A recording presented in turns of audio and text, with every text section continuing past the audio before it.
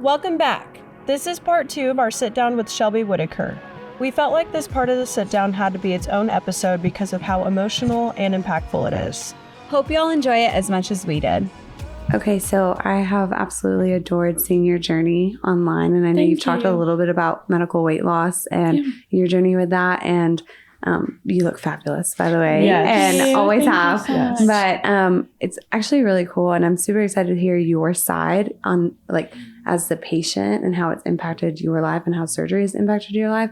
The last episode we actually had a bariatric surgeon come on. She's new to our market, and she kind of gave the lowdown and taught us all about the different procedure types and talked through what surgery looks like in GLP-1. So I would love to hear kind of your side of that as a patient. Yeah. So I actually, a lot of people don't know this, but I've had weight loss surgery twice. Okay. Wow. My very first surgery was in 2018. Okay. I was a little over 500 pounds. Okay. I was working then as a ER scribe, and my weight, I've struggled with my entire life, but at the age of like 12 years old, I was really upset about my weight and my weight gain, and my parents were very supportive and were like, let's talk to the doctors about it. And so I went to a doctor, and she did a bunch of testing, and she was like, okay, you have metabolic syndrome. And so at that age, I was like, and she was like, the thing that helps you regulate your body and your metabolism, like, you don't have one. And she was like, your T3 and your T4 is basically like inactive. And she was like, I think you're too young to start on thyroid medications right now. But she was like, as a woman to woman, she was like, I just want you to know, like, you're never going to be a size 10. You're never going to be a size 6. Like, you are always going to be a very plus size girl. And so I just kind of was like, okay, if a doctor's telling me this, this is where we're at. And so I went, and I always knew, obviously, that I was a very overweight person, but I never let it hold me back. I think, like, I was very lucky in school. There were a couple of people that said some mean things, in like middle school, but high school, I had a very big group of like friends that never made fun of me, like, were always super supportive. And I was just like, I never really faced it. And I was just kind of like, this is who I am, and I'm going to buy clothes that fit me. And I'm going to, I always made sure that I looked presentable. I think that was one thing that, for me as a plus size girl, I always struggled with.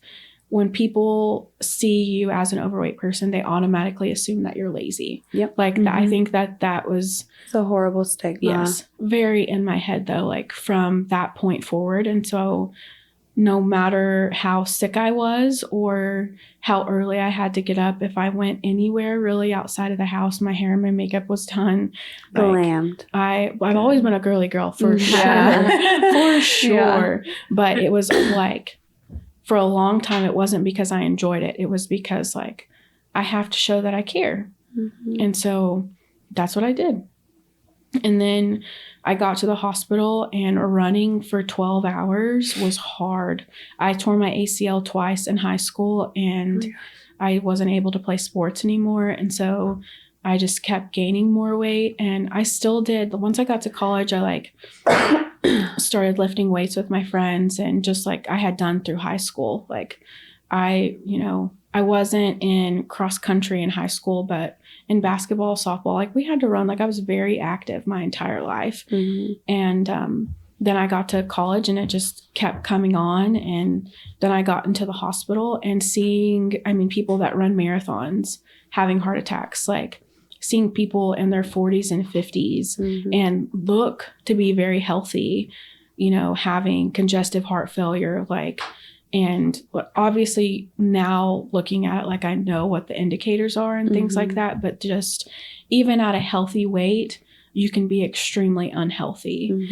And so I was like, I've got to do something. Like, what can I do? And my parents were always very supportive, but it was like, let's just keep eating healthy, and like, let's try like keto, or like, let's do this. And so I tried a lot of diets, and it just did not work. And so I went to a new doctor, and they were like, like there is bariatric surgery. And so I went to a bariatric surgeon in the DFW area that I found, and he had specialized in doing bariatric surgery on young adults. Okay. And so obviously at that point, I was like 19, 20 years old. And I was just like, please help. And he was like, a lot of people think that obesity is their fault. And he was like, they think that they're just eating too much or like they need to be in a calorie deficit. And he was like, I want you to know, coming from a doctor, I've done this for over 20 years, that metabolically something is wrong in your body and it's a disease that we can help you with, but it's like, it's not all your fault. And I remember just bawling and him being like, I'm prefacing that because before you can do the surgery, I need you to lose 30 pounds. And I was like, what?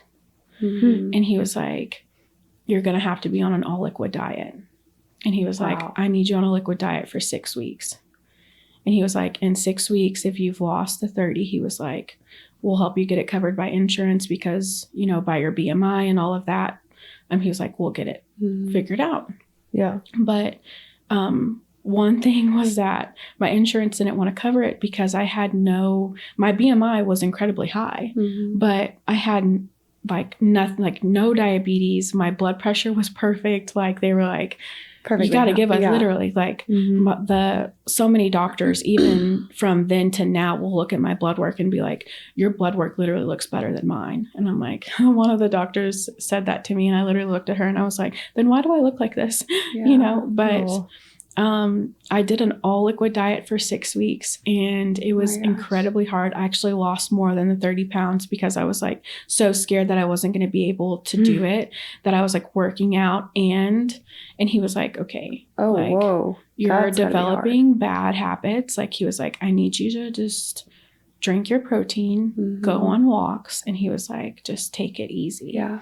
And so I did. You're so motivated. Yeah. I was like, okay, I have to do something. But I had 3 Premier Protein shakes a day and I would have 2 sugar-free Jell-O puddings. And like some days, like during this, like it was towards the summer. And so I would have like a sugar-free popsicle, and like obviously water, but that's like, it was like less than 500 calories a day for 6 weeks. Wow. But that's what I lived on. And that's how I lost weight. And so it was like, yeah, I'm losing weight, but literally starving myself. How did you feel? Like, did you feel really weak and stuff during that time, or did you feel okay? I did, but I was so happy about finally losing weight. Like it didn't matter to me that my hair was falling out. It didn't matter to me that my skin was dry and that I was breaking out. Like it was like, I'm losing weight. And when you're that big and then you start to lose weight when you haven't been able to your entire life, it was just like, I was hooked. I was so hooked. And it was just, I had the surgery and the first month I lost like 42 pounds. In the first month? The first month. Wow. And was it a sleeve? I did. Okay. Yeah. So I had the gastric sleeve in 2018. Okay. My friends and my family were super supportive. Like they took me to the hospital and stayed overnight with me. And it was just. You're literally talking like 70 pounds within how many, that. You had the 6 weeks. Was it 6 weeks or 8 weeks? 6 weeks. 6 weeks to do the 30. Gosh. And then the first month was like 42 pounds. And then it slowly started to digress. But it was like, because the first month, so you do the first 6 weeks of an all liquid diet. And then for like a month after that, it was like liquid diet to like pureed foods. So that, I mean, it was still like less than 600 to 800 calories. And then you just... like, I loved it and it absolutely changed my life, but I took it too far. I started because like, so for a meal, when I could eat solid foods, my meal was like, if I was on the go, 4 chicken nuggets from Chick-fil-A and I was like full to the max. Yeah. And then I was working out at Orange Theory. Absolutely love Orange Theory. It like took me from not thinking I could ever run to being able to like run for like 30 minutes. And that's incredible. It was, all of the coaches there were so supportive, but I joined a challenge there, a weight loss challenge, and I got second place my first time. And it was just like, I was so hooked, y'all. Oh my gosh, I was so hooked. And I lost my hair, like, but I lost weight. Like, that's all you cared about in the moment. Yeah, absolutely. Like I lost weight, but I lost a lot of muscle. But I was like, I went from like a size 30 to like a size 14, 16 in like a year and a half. And so it was just like, I think my lowest weight was 248 from 500. Oh my gosh. So in a year and a half. Thank you. Yeah, it literally changed my life. And I didn't follow the doctor's orders and like suggestions, and I wasn't eating enough. But then sometimes I was working out twice a day. And so it really worsened my metabolism issues, because then for a year and a half, my body had gotten used to surviving off of just anywhere from 500 to 1,000 calories a day. Like 1,000 calories is really pushing. Were you counting calories too at the time? At the time, yeah. Okay. So you were super, super light. Yes. If I knew that my friends wanted to go out to eat and I knew that it was like not the healthiest place, I would skip breakfast and lunch. And then so I could for sure, without a doubt, stay in that window. Wow. And it was like, like it consumed your like schedule, your thoughts, like everything. Yeah. Absolutely. It was just so, like I said, like everyone's telling you that you look so good, and you I felt good. Yeah. I felt so good. And you were just riding the high of it all. Just, yeah. Absolutely. And then I met my wonderful husband. We met and we started going out all the time, and like I wasn't working out as much, and I still wasn't eating very much, but I started drinking a little bit more and just like, and enjoying then he picked on it. Yeah. But he picked up on it and he was like, wait a minute, like you're not eating anything. Like, what are you doing? And so I started eating a little bit more. I love that. So he really helped me. And then, but I started gaining weight back very quickly. And that was a whole thing. And then I went back to the doctor, and my hemoglobin was extremely low because I wasn't like my iron intake, my intake in general, all of the things. I was not following my doctor's orders. Like, if you have bariatric surgery, take your vitamins and eat what they tell you to eat. Like, you will still lose weight. Just do what they say. Yeah. And so after that, like I had gained quite a bit back, and then we wanted to start getting pregnant. And so, I started a infertility medication, and I was on that infertility medication for like 8 months. And during that 8 months, I gained a little over 100 pounds, and it just wrecked me emotionally and physically. And I was like, I can't do this. Like, I literally can't. And then a few months before, like 4 or 5 months before nursing school started, a friend of mine had met like an incredible surgeon, weight loss surgeon in Frisco. And he was offering a surgery that I had never heard of, but that it was like incredible. And it was close to a bypass, but he had altered it, the duodenal switch. Okay. Yeah. And I was like, okay, yeah, this is great. And so I had a consult with him, and he did a barium swallow to see how big my stomach was. Question. Yeah. Oh, never mind. Go ahead. No. I was thinking a different procedure. Go ahead. Okay. Yeah. And so he did a barium swallow to see, because for the duodenal switch, most of the time they do a gastric sleeve on your stomach, and then they remove 60% of your small intestine, and then reroute. And so he was like, before I go in, I want to see what your sleeve is like to see if I need to redo it. And so I did a barium swallow where he could see exactly how big my stomach was.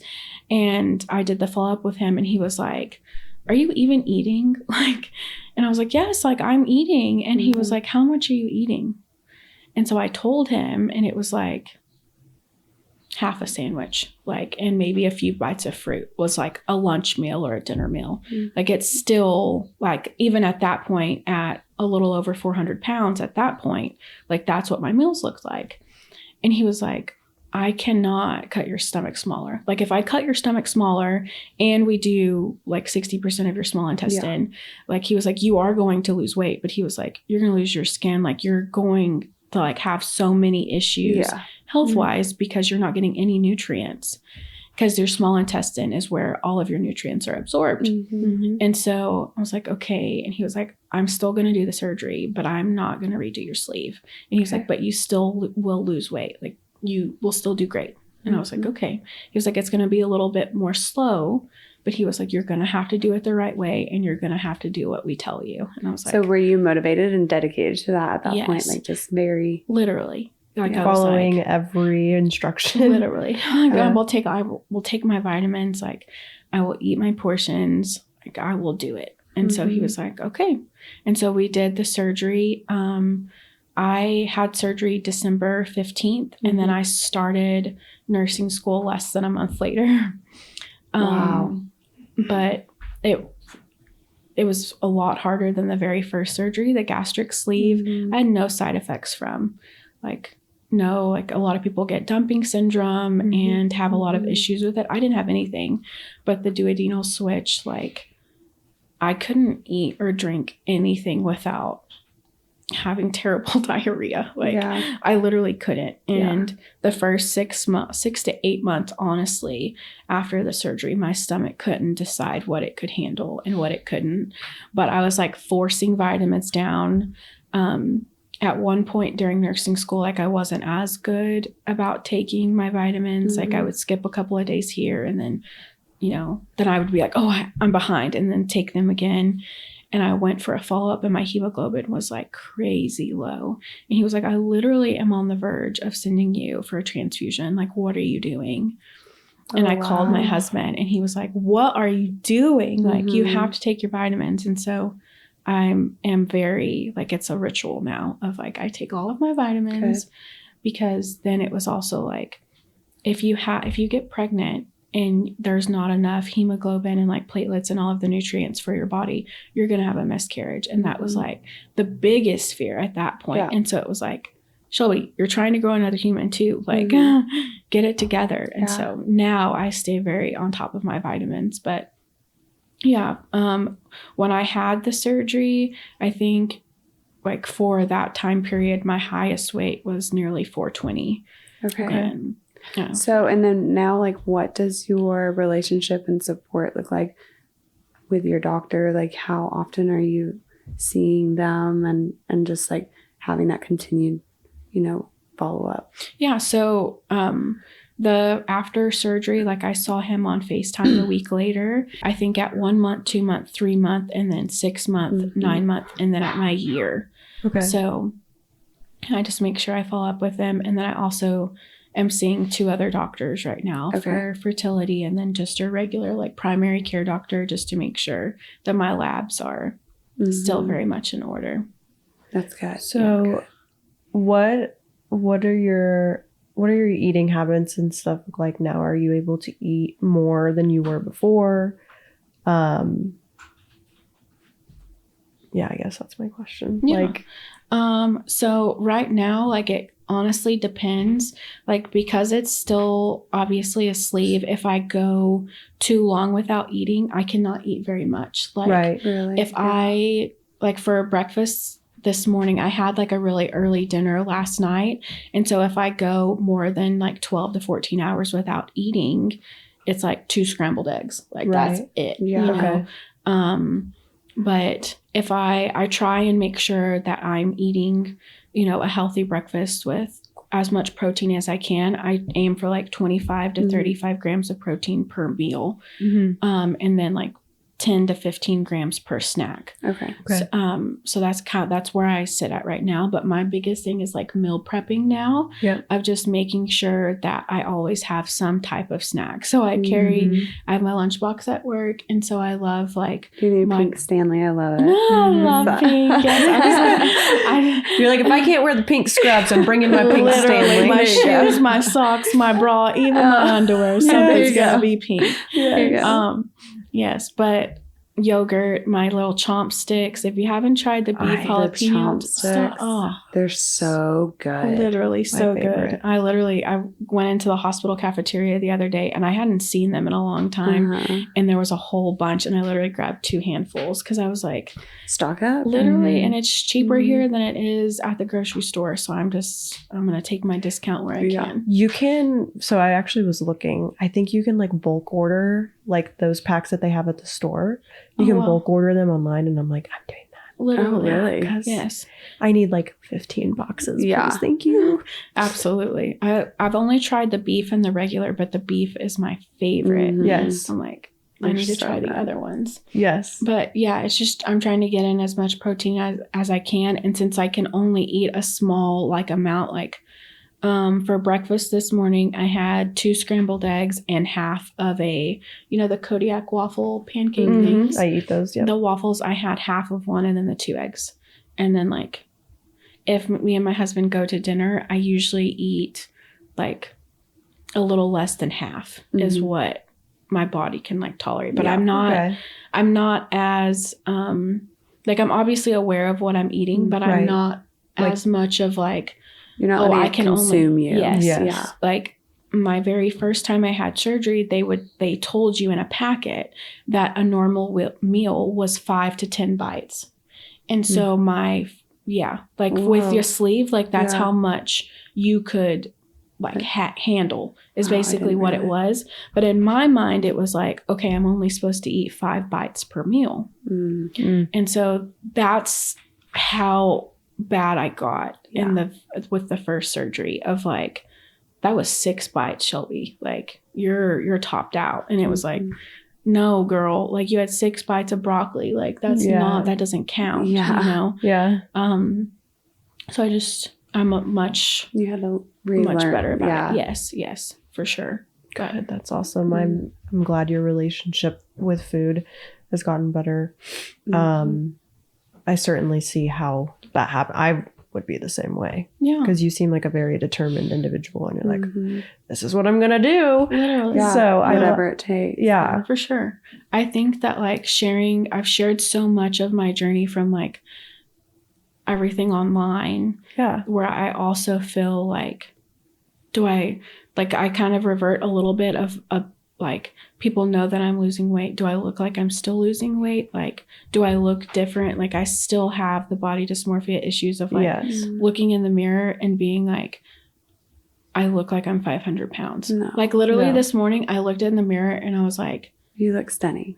Thank you. But I kind of struggle with that, but I'm trying to turn it into like motivation, but like still talking. There's a lot of girls that have messaged me and like, but like, I'm really considering, weight loss surgery. Like I've tried everything and, I'm 200 pounds or I'm 300 pounds or I'm 400 pounds. Like I just want help. Like, have you tried the GLP-1s? Like, and honestly, like, I think that people need to know that anything that you can do that's going to help you feel better and like make your body more healthy, I think that you should do and at least try, because it's like a lot of people are like, they'll comment on my videos or they'll, say something about like, yeah, show us, how many needles you've stuck in your stomach. And it's like, do you realize like if I just let myself keep gaining weight and I turn into that patient in the ICU,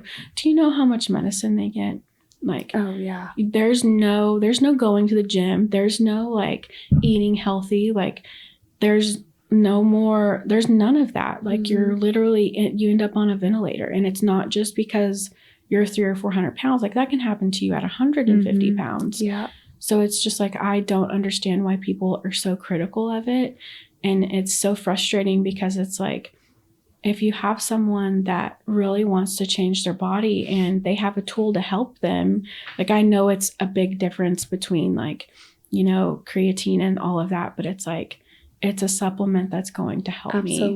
Why would I not use it? Right. And I think that, yes, there are some serious side effects to the medications that can potentially happen.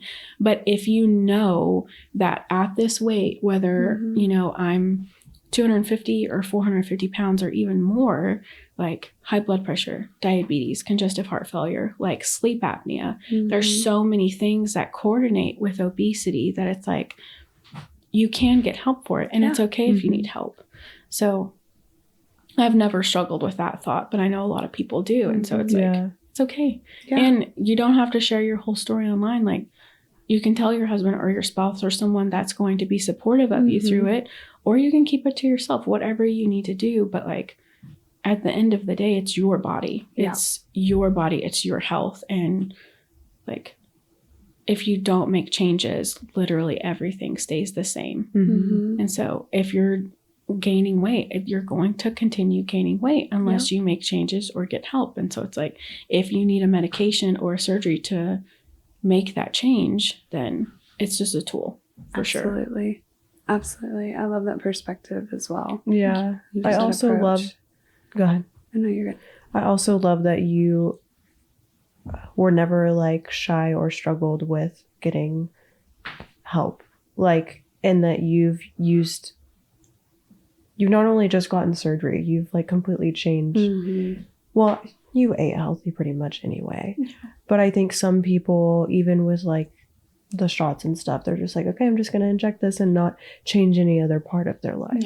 And I think that's what's important, is that like you prioritize the gym, you prioritize what you're fueling your body with. And I think that's really, really important. Yeah, for sure. I think it's like, you know, some people, like, I've seen and heard about that they've only taken the shot and they've been able to lose a lot of weight. Girl, I'm happy for you. Like, whatever, you know, because whatever works and makes you feel so beautiful in your body. But like, at the same time, it's like, at the end of the day, whether you're 100 pounds or 300 pounds, whatever you want to say, like, your heart and your blood and like your clotting factors and like the plaque in your blood, like all of the same things can happen to you. And so if you're not active and you're not eating healthy, that can significantly affect your body. And so 100%. That's what motivates me, you know, but it's also like, we're here for a good time, not for a long time, right? And so it's like, you know, you want to be able to enjoy your body. You know, you want to be able to get up and do things. And that is the biggest thing in this journey that I've learned, is that just from meeting new people and talking to so many people online, of like, I have a lot of friends that are literally zeros, like size 4, size 2, and struggle with their appearance more than I do. And it's like things that I never really thought of like, so literally someone the other day was telling a girl that I know, we were in the cafeteria line and she was going to get a salad wrap with me, right? And it's literally like healthy sandwich wrap, right? And somebody walked by and was like, girl, you don't need a salad, you need a burger. Like, what are you doing? And I literally was like, wait, what? Rude. Like, you would never come up to me and tell me like, you don't need a burger, you need a salad. Like, don't tell her that either. Like, I think the misconception of like the if you're, no matter your size on the spectrum, like everybody, myself, like I struggle with, I've had significant weight gain ever since having a baby. I definitely haven't lost all of it, but I mean, everybody has their own mental struggles with their appearance, you know, and how they like. Yeah, and everyone's striving for like their own goals. So like, I tell people this all the time. Like, you were talking about body dysmorphia. Girl, let me tell you, it's very real up here in my head. Like, we all struggle with it. And like, for me, even with bodybuilding, like, okay, now I'm comparing myself to like what my physique needs to get to like go pro or whatever. And it's like just constant. Like, my coach always gets on to me because he's like, Haley, because I'll tell him like, I look small today, like muscle wise. And he's like, no, you do not. And I'm like, well, my body dysmorphia like shows up again. So it's like, I think it's important for especially women to like remember that everybody is struggling with something regarding their appearance, and we're all going through it. And so it's like, just be gentle and be kind with everybody. Supportive, whether it's the Botox aesthetic side, the weight, that do what makes you happy. Literally. Yes. Like literally just do what makes you happy and empower and be kind, like to others, you know, 100%. support them in what makes them happy. Even if you disagree, like that's their journey. This is your journey. Yes. Stay in your lane. Literally. Yeah. Yeah. That's awesome. For sure. That's incredible. I love that. Yeah. Thank you so much for sharing. Absolutely. Absolutely. I think it's great. Like I had been going to Orange Theory for years now. Do you still go? I haven't been. I just switched to a new gym. Okay. A lot of the infertility doctors and like things that you read online for women and their bodies and like hormone wise, for women, strength training is so much better than like high intensity. Yes. And so I used to lift a lot and I loved it. And so I literally 2 days ago signed up at a different gym. So Awesome. you'll have to pick your brain and be like, Oh my gosh, help me. Absolutely. Absolutely. If you ever have any questions, just ask me. For sure. That'd be great. Like, That's awesome. I've just been watching Whitney Simmons. Yes, girl. She's Girl, awesome. what do I do today? The bariatric surgeon that came on yesterday, Dr. Bradshaw, she's actually given me a little insight into, like, she uses this app called Playbook a lot of times. Oh, wow. And so that's also a great one. That's, I mean, it's got all different from like mid-level, entry-level, like just start, because I'm entry-level. Like, I don't know anything when I walk into the gym. I'm like, okay. And it has videos like step by step it shows you what to do. It shows you what equipment you're going to use or be on, and then shows you how to do it, but it's the full workout, and it just gives you a little clip it video, and then it tells you how many to do, how many sets, how many, you know, and then your break times.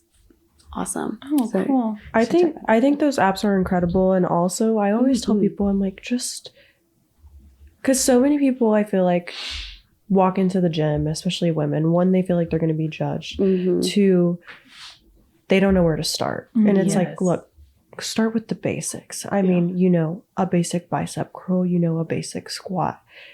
Start with little weight and just start increasing your weight when you feel stronger. Yeah. Start with the basics for cardio, treadmill, work your way up to the stair stepper if you can't do it. Like, love the stair stepper, but like, go from the treadmill up to the elliptical and then the stair stepper. Just like start very basic and then like move your way up. And if you get on a machine and you don't know how to do it and there's a little picture on there, don't be embarrassed. Just read it. I even do that at times, and like I'm a freaking bodybuilder. I'm like looking at the machine like, wait, which way does this work? Because like they've made all kinds of different machines now, and it's like, wait, okay, I understand what I'm supposed to do here, but like it's not working. And like you said earlier, like we are our worst critic. Like when I walk into the gym, I'm like, everybody's looking at me. Everybody thinks you are a moron and you don't know how to do it. And that's just not true. Like you're there to focus on you and achieve your goals. I'm there to focus on me and achieve my goals. And so it's like, get out of your head. Like literally, you got no one this. is looking at you. Yes. Yeah. And the best part of it is people know that if you're there to try and be better. Literally. And that's everybody's same goal there. So it's like, let people be. Let them go and be better, you know? Literally. Yeah, absolutely. If I'm looking at you, I'm probably looking at your outfit, like how, like I'm like, oh, that's so cute, or your shoes, or like, or I'm trying to learn and see what you're doing, so I can try to do that. Yes. Like you're actually teaching me how to do that exercise. Yeah. There was one girl that I always used. She's a bodybuilder, but I was so like at first intimidated when I first saw her. And I really needed help, like, because I've torn my ACL. I usually I love to do squats, but I'll do box squats just in case it like gives out. Like I'm always kind of, but I couldn't, the box that I usually use, it was being used. And so I was like, just ask for a spot. Like, just ask for a spot. And she was there. And so I was like, I'm going to ask her. And I like gave myself a little pep talk and then like waited until she was like in between reps and had a break.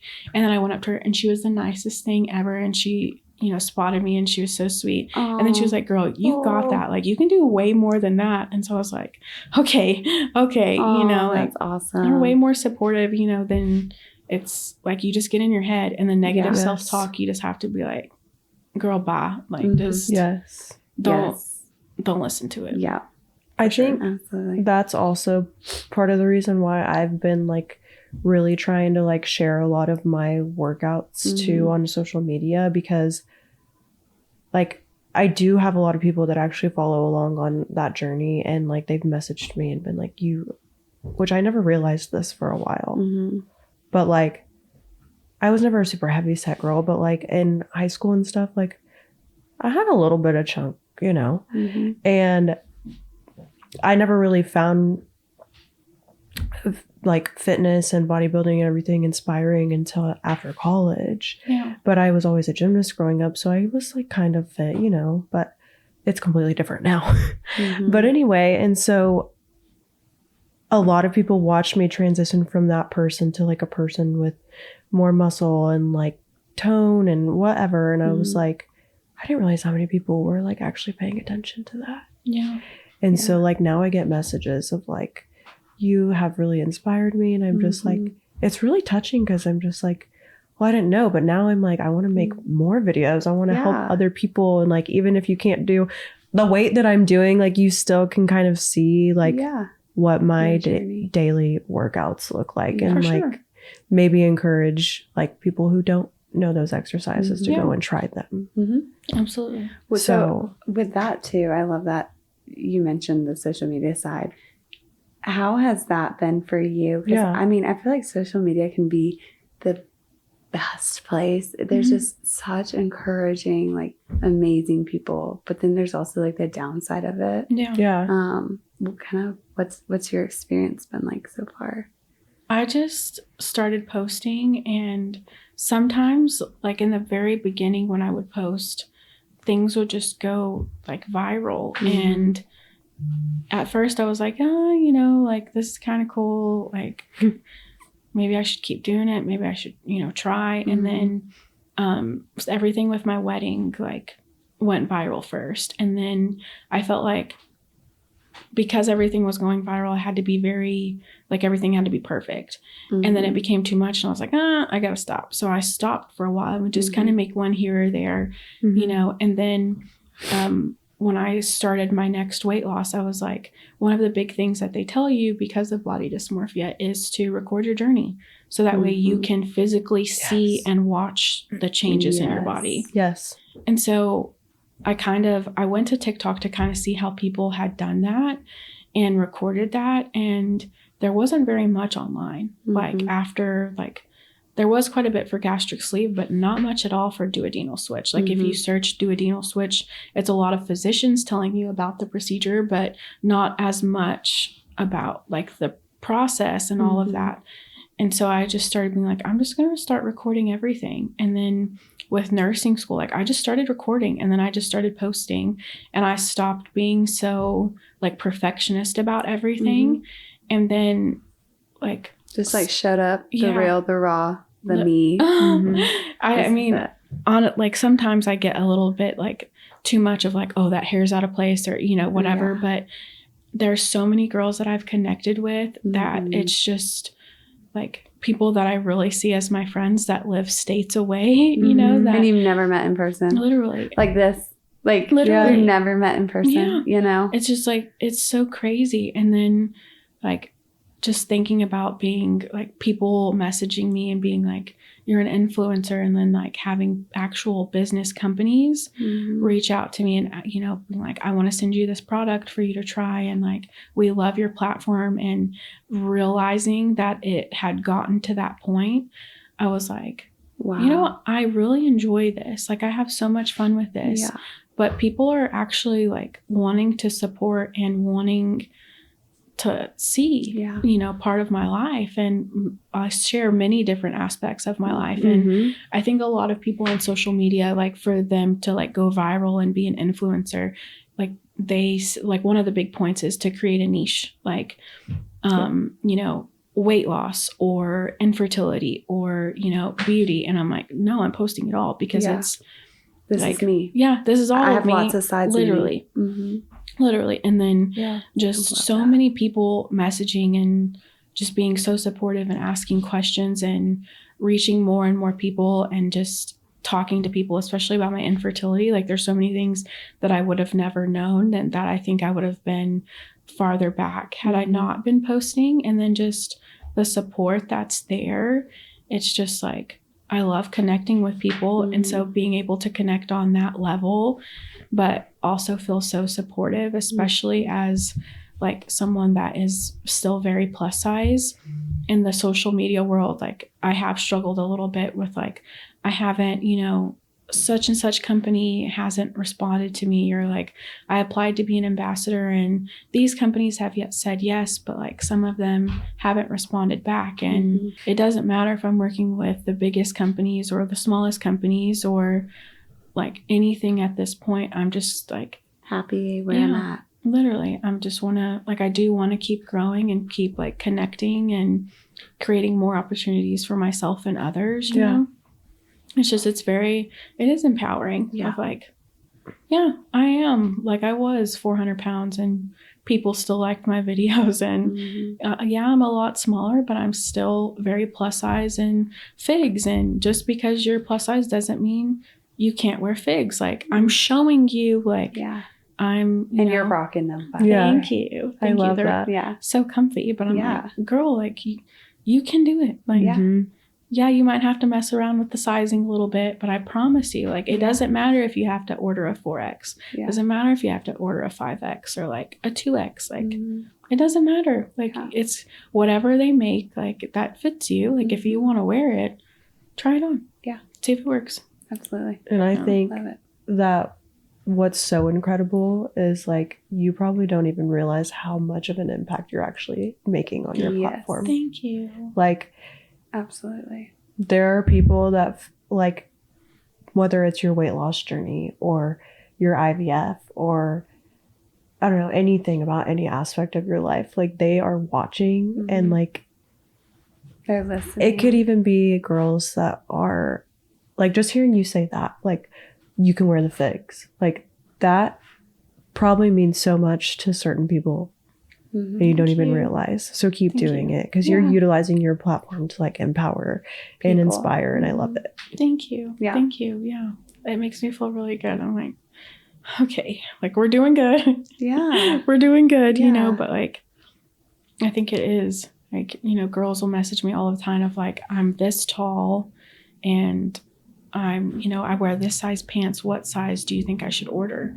And I'll go with them and I'll like look at the measuring system and I'm like, hey, maybe try this size or this size.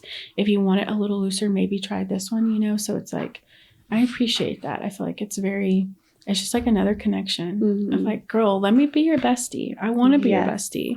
Let's figure it out together because we're going to look cute at work. We're going to look cute. We're going to be comfy. We're going to look cute. Oh, I love that. I love that. I love it. We're going to look cute at work. Whether we have to wear black and blue, can't wear pink or whatever. Literally. The hot pink tennis shoes are coming out. I don't care. Absolutely. Literally. Oh, you didn't wear hot pink today? I didn't. These are my new Brooks. Oh, I saw you. Do you like those? They're so comfortable. I love them so much. I'm like, I've had the On Clouds. I've had the Hokas and I love them. They are so cute, but they hurt my feet and my knees and like. Do the Hokas hurt your feet too? Yes. Well, the Hokas more hurt my knees. Okay. But I think it's from the like tearing my ACL because it's supposed to like help you with your posture and like really like the way you're flexing your feet, like if you're running or walking, and it tries to correct it. And it's like, girl, you ain't correcting it. Just support it. Yeah. And Brooks supports it well. So I'll take it. Yeah. I'm gonna have to try those though. They're the best. Yeah, I have one pair of Brooks. I'm a pretty on club girly. I feel like it's really supportive for me, you know, and so this is actually a new shoe that I haven't tried this style and I really like it. Yes. Yeah. It's funny. They're super cute. Yeah, everybody's different. They've got that's very weird. I love them. I had those for the first part of nursing school, and they were incredible for like 5 to 6 hours of the shift, and then the other half I was hurting. Yeah, but I think it's just like my weight and the weight bearing. You know, I tried the glycerins, the 21, and then these are the maxes, and they help a lot. Yeah. Awesome. But I still wear those to like my TJ Maxx and my Target runs. For sure. Yes. They're very cute. Yeah. They're very cute. And they are comfy, you know. So, okay, do you want to share a little bit about your IVF journey and how that's going? Yeah. Okay. Yeah. So me and my husband, we've been together, oh gosh. So 19, 20, 21. 6 years now. Y'all are precious, by the way. Thank you. Oh my Thank gosh, you. So so I cute. love him. I don't know. Like sometimes I'm like, Lord, like I don't know what I did to deserve him, but he is the sweetest human. And like I never expected to find a love like I found with him, really. And he gives me so much love and support, like with anything and everything that I do. And like, we have so much fun together. And obviously we're not perfect, but like just my life with him, he is my peace. He is my safe zone for sure. And so the one thing that he's literally the very first week that we started talking, he asked me, do you see yourself getting married and having children? Like that's wow, even intentional. Yes. And so for like out of the 6 years, for probably 4.5 to 5, we've been trying to conceive.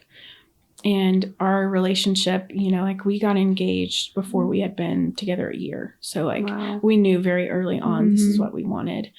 And we started trying, and I got the IUD removed. And one of the very first OB that I was with here in Abilene that I had the IUD with, my OB placed it. And then granted, I had lost a significant amount of weight, but I was still at 250s at this point. And we wanted to start trying. And so I wanted to have the IUD removed. And the doctor did not feel comfortable removing the IUD because they felt that it was unethical because of my weight at 250. And that was extremely hard for me because I was like, I've literally lost a whole one of me. Yeah. I also feel like that's not their call to make. If you want. Yeah, wow. I absolutely agree, but I understand where they were coming from, knowing complications that can happen with patients that are obese that are pregnant. Okay. Like I get it, but I'm also like, just look at all my labs. Like look at all of my vital signs. Like look at everything and let's talk. And it was just like, and so I went to another OB. They, removed the IUD and I was just like, okay. And then we started trying, and we tried for 1.5 years and did not get pregnant. And so it was like, okay, let's do, it was kind of just like, okay, you haven't gotten pregnant. Let's try Clomid. And Clomid wrecked my body. Can you walk us through what that? Yeah. So Clomid is a infertility medication that helps you to ovulate. Okay. And there's several different infertility medications that they use, but 2 of the main ones are Clomid and Letrozole. Okay. Letrozole is what I asked for. It's a lot safer medication, has a lot less side effects, and you can take it for an extended period. Clomid, FDA, you can take it for 6 months. Okay. I did not know that when I started taking it, and I took it for much longer than 6 months. Oh, wow. I did not know that wasn't okay. And then if you're on Clomid, you should be regularly evaluated by your doctor. You should be having your progesterone tested, because Clomid is so intense on your body for forcing it to ovulate and do all of the things. You can have cysts that can rupture, and there's so many things that can, side effects wise, that can happen from Clomid. So you should have regular ultrasounds, things like that. That never happened. Okay. I never received that. And so learning after of girl, your chances of cervical cancer are quadrupled. You have to stop Clomid. What's going on? From someone that was not even in not an OBGYN, nothing like that. It was, and so I was very upset. And so I took a step back from my infertility and was just maybe we should just try on our own and go from there. And then I started nursing school, and I met one of my very best friends, and she was like, I worked for an OBGYN. This OBGYN is wonderful. Like, try her. And she wasn't taking new patients at the time, but her nurse practitioner was. So I got in with her nurse practitioner. She was wonderful and did a lot of testing on me and stuff like that. And we ended up starting letrozole, and they started me on metformin. Okay. They thought that I had PCOS. Okay. And so it was like, okay, like my ovaries and everything looked normal. They did an ultrasound, checked everything out. But they were like, everything looks okay. So let's just see if you ovulate and go with this medication. And I tried it for months, and like my cycles were just like up and down and everywhere. And my cycles had always been very regular. And I was like, something's wrong. Like, this is not right. Like, and care, whether it's OBGYN, primary care in a more rural community, because resources and time especially is so limited, I feel like they don't have the chance to get as thorough as they could, which isn't their fault. It's like, you have so many patients you have to see that need to be cared for. And, in one day, you've got to see 30 to 40 patients. You can't spend an hour and a half with each of them. You just can't. And so I understand. And I love, like, Hendrick, like, is trying, and they're doing so well, just trying to implement and grow the level of care we're able to provide, here. And I think it's incredible.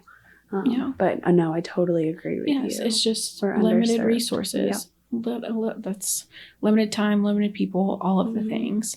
And so it's just like, I just felt so defeated. And several girls had reached out to me, like, I'm talking hundreds in my inbox in TikTok and Instagram, of just telling me of like what they had done to be, successful, and like, do not just take a medicine. Like, if you can afford it, go to a fertility specialist and have them really see what's going on with your body. And so years before, I'd worked for a dermatologist, absolutely love her. And like, when my husband and I had first started trying and we were having issues, she was like, if you ever need to see a fertility specialist, like, this is the doctor you need to go to. I did a residency with her. She's incredible, and she will take really good care of you. And so one day I got out of school and I was like, I can't just wait. Like, I have to figure out something. And so I called her office, and it was a 14-month wait. Wow. It was like, that was October, and I scheduled an appointment for February of 2026. That's when my appointment was. And so I was like, okay, God, like, maybe I just need time to get everything in the ICU figured out, and then we can start that journey. But it was also like, me and my husband do have an age gap, and I'm 30 years old. Like, do I want to wait until I'm 32? Like, no, I wanted to have kids starting at like 24, 25. Like, so what's happening? And so I was just kind of like, okay, God, like, I'll do what you say. And so I was just kind of like, that's where we were at. And then 2 weeks later, I got a call from their office, and they were like, hey, our nurse practitioner has 2 cancellations in December. You can start care with her and then potentially move, up to the doctor, like, just kind of depending on where you are. But at least you would have established care started with us. Yes. It's like, okay, perfect. Yeah. So I took my NCLEX. I graduated from nursing school December like 15th. And my appointment was like the 18th of December. And we went, and she was wonderful. She had like already, before I went, she did a bunch of labs, and she was so thorough. She spent like over an hour talking to me and my husband. Wow. And she did a pelvic. She did like a full assessment. And I was like, girl, an OBGYN or like nurse practitioner, like, nobody's done that to me in a long time. Like, I just felt like I was actually being evaluated. Like, she actually had time to evaluate me.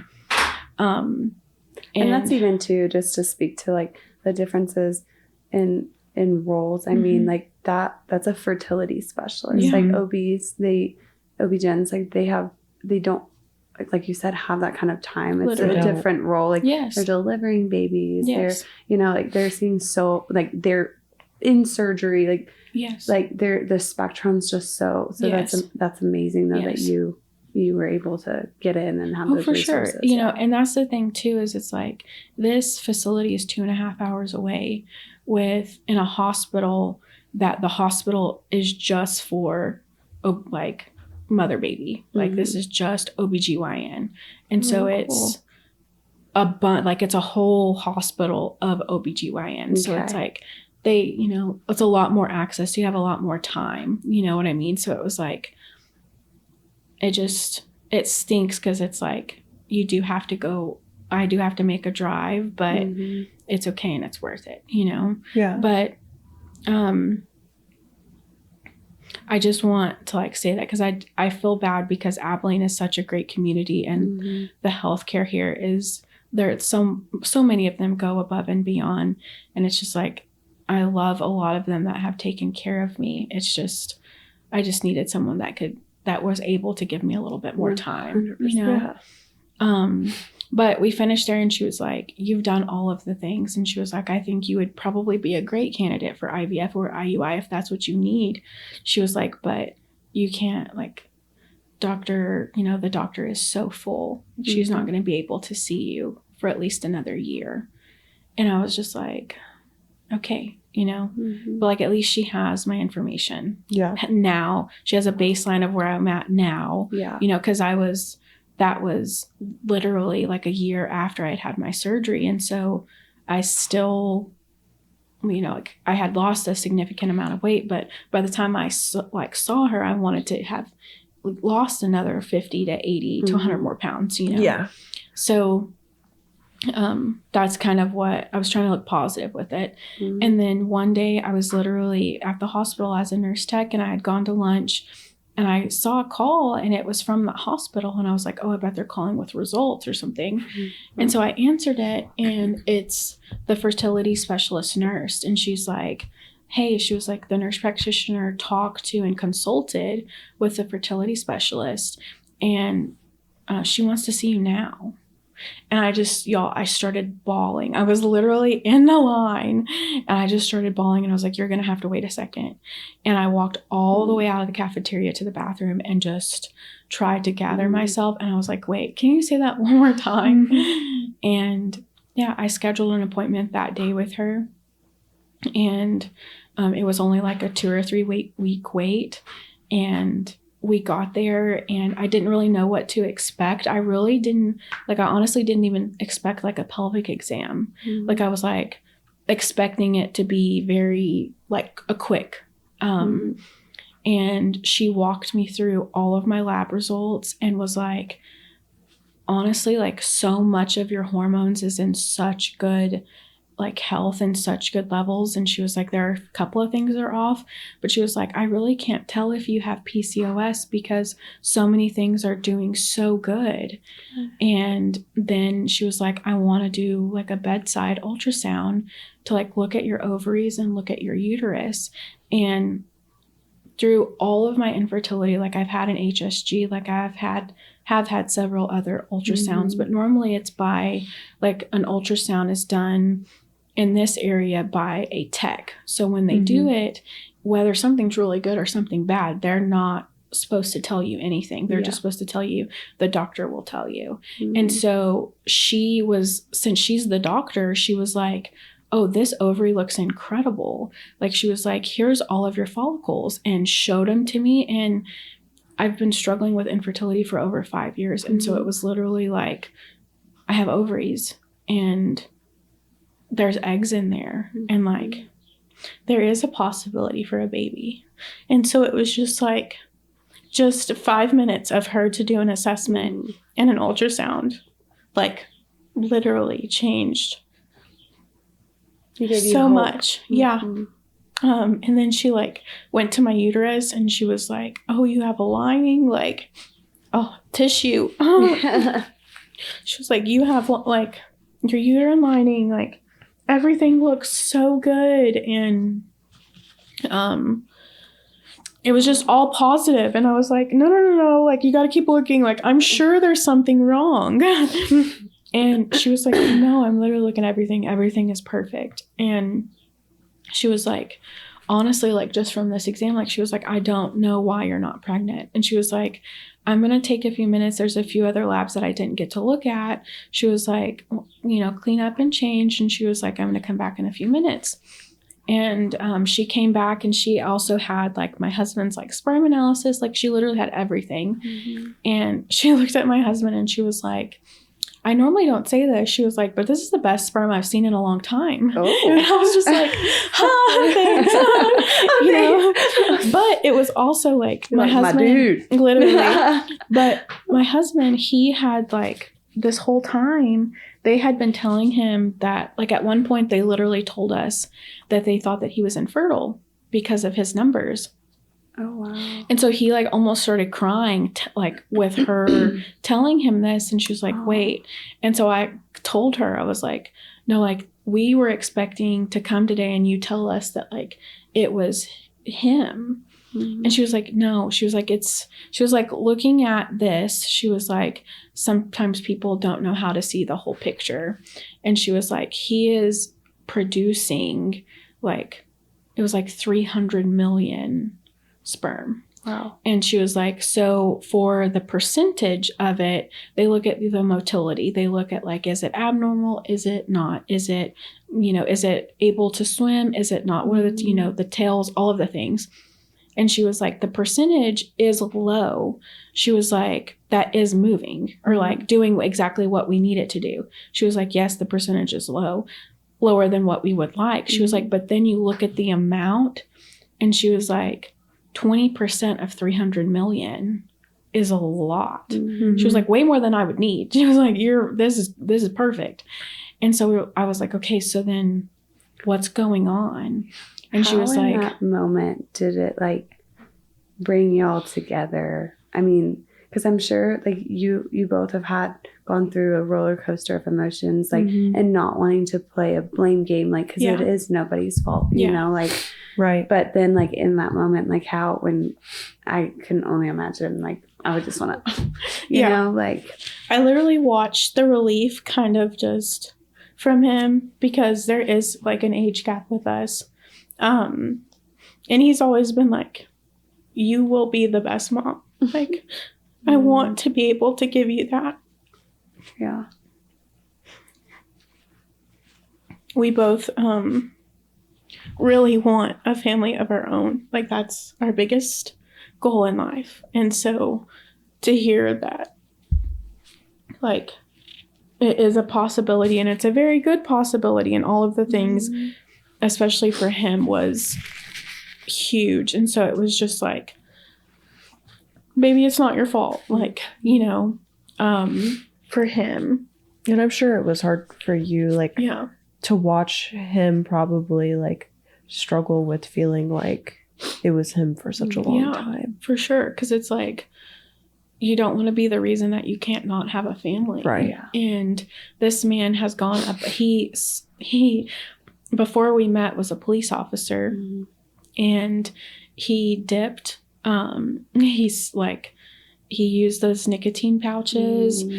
This man had multiple monsters a day sometimes. And then once, him and I started dating, I was like, excuse me, no, like, so I want you to be healthy. Yeah, everything runs through your head at that moment. Like, what have I been doing? Like, what maybe could it be? Like, have I done something wrong? Like, it's hard. And I'm sure at that point too, he probably like changed all of that and was like trying to be super healthy. And yes, once they told us that like it had been a year before at that point of like, your sperm is not in good quality, all of the things.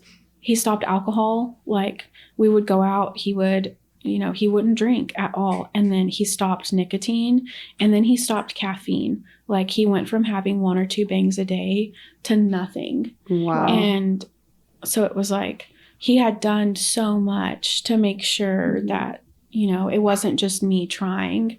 And so it was like, even more so of, you're doing everything that you can.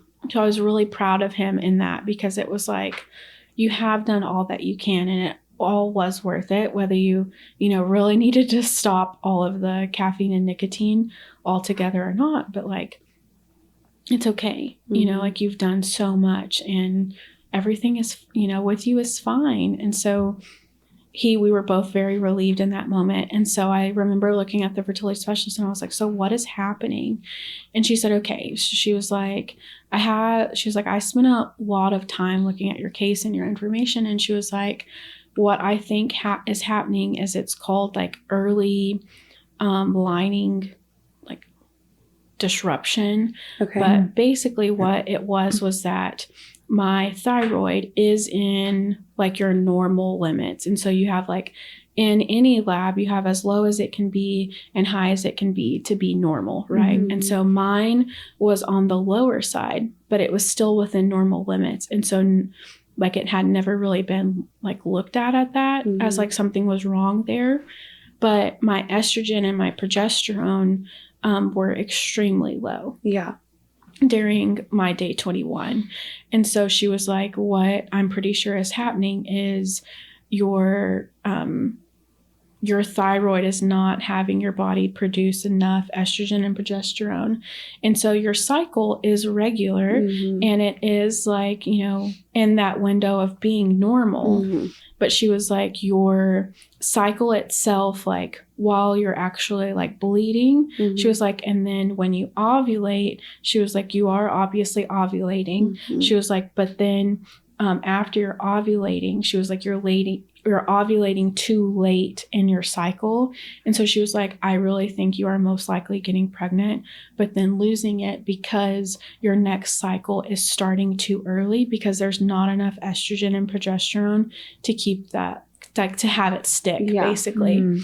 And so she was like, what I would like to do is put you on a thyroid medication to boost your thyroid, to like help it tell estrogen and progesterone to produce more. She was like, one thing that a lot of doctors don't like to do is put patients on progesterone. She was like, I think estrogen and progesterone, the last 2 weeks of that window will help not only extend it, but make sure that that's not why you lose your baby. And so I was like, okay, yes, ma'am. Like, I'll try it. And then we also talked about like my diet and just making sure that she was like, I want to know what you're eating because my hemoglobin was low. Like she was like, sorry. No, you're good. She was like, for my patients that are pregnant, she was like, I like their hemoglobin to be like 11 to 12. And mine was at like 9. Okay. And so she was like, this is... I need you to be eating lots of leafy greens and like steak and, that type of stuff. And then she was like, your diet, she was like 40% vegetables. She was like, including fruits. She was like berries, watermelon, like your, celeries, carrots. Like she gave me a full list of like everything to eat and then the proteins that I was eating. And then she even broke it down to like the different type of like whey protein and like trying to get most of my protein from like actual nutrients and just she broke down everything. That's awesome. She spent almost like it was like 2.5 hours on my first appointment. And That's I had incredible. I cried with her that first appointment. Like I felt she was like out of all of the surgeries, like all of the, like I've never really had like a terrible experience with a doctor. Yeah. But like this doctor, like I will love her for the rest of my life. Like even if I never get pregnant and like we do all of the things, like the care that she has given me has just comforted me so much that I'm just like, I'm doing everything that you say. And I know that at the end of the day that you truly care. So we've done 2 cycles now with the thyroid and the estrogen and the progesterone. I've noticed a huge difference when I'm ovulating is earlier in my cycle. And then my cycle went from like 21 days to 28 days. So I'm getting a whole extra like week of just making sure, I'm not pregnant yet, but I'm really hoping that it does happen soon. So it's just making sure that I'm taking my medicine and my vitamins and eating healthy, but like staying active too, and switching from like the HIIT cardio and like only walking to like walking and doing strength training. Just like strength training is supposed to be a lot better for your muscles, and like with women for their hormones and the way that everything's broken down because of the weightlifting is just supposed to help too. So just trying to keep improving and keep trying. Yeah. Well, we are speaking life into you, girl. You're fertile myrtle, and I cannot wait. I cannot wait to see you start a family and grow a family. Thank you so much. God has big plans for you too. Thank you so much. Yeah. Thank you. For a long time, like for years, like with infertility stuff, we kind of stopped looking at baby things. Like in the first 2 years, I'd say we would take trips to Dallas to like look at the newest Nunas, and like when the Dunas came out and like looking at those and different carriers and stuff. And then I stopped letting myself. And after my first appointment, we went and we started looking at strollers and stuff again, and we haven't stopped. And so I'm like, I really feel so much faith and like very hopeful that it'll actually happen soon. Yay. Oh my gosh. Well, we will be incredible. Following along, and please keep us posted. I will for sure.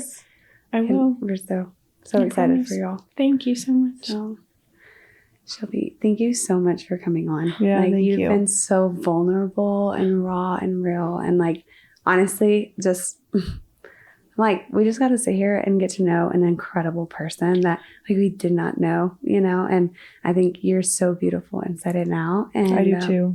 So excited for your future and your journey and all the successes to come within your profession, within your personal. Like you're amazing. Thank you so much. Thank you for joining us. Y'all are wonderful. I truly feel like I just sat down with like 2 best friends for coffee and wine, and just so I love that y'all are doing so much to like invest in women and like women in the medical, field. Like you hear so many negative things, with like things happening to nurses and stuff like that. But I love that y'all are putting in so much like knowledge and like different opinions and different points of views that are all, really great health professionals that are putting in work. And it's so cool to get to know you guys. And I'm excited to see who all comes on. And thank you. Thank you. See, what all y'all are able to do. I'm really proud of you guys. Thank you. I just want to add one more thing that I think what touches me most, and like totally agree with Sarah, you're an incredible person, but I think what makes you so incredible is your perspective on everything. Like you've gone through a lot, but like you're positive, and you're like I said before, you're utilizing it in the best way. Thank you. And so anyway, I just had to add that. But thank you so much. I just want to give you a hug. Yeah. I know. Thank Group you hug. so much. Thanks, guys, and tune in to the next episode. Yes, tune in.